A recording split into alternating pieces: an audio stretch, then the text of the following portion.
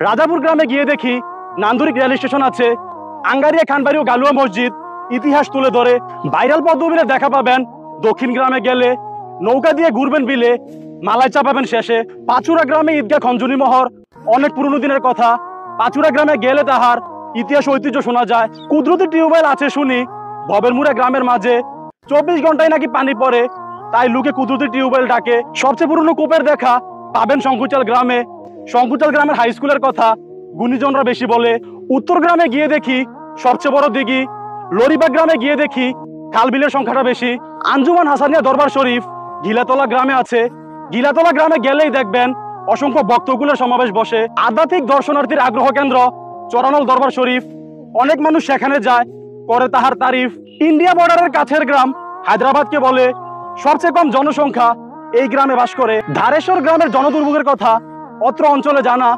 রাস্তাঘাটের মেরামত হয় না, তারা পাচ্ছে নানান বাহানা। সড়ক সমস্যা নিয়ে আন্দোলন করে বারেশ্বর গ্রামের তারা, পুরো এলাকায় সারা ফেলে। এরপরে যা বিভিন্ন মিডিয়ায়। কৃষি প্রধান গ্রাম হিসেবে নবিয়াবাদ গ্রাম সেরা। অনেক আগের একটি গাব গাছ আছে, কতজনে জানতেন সে কথা।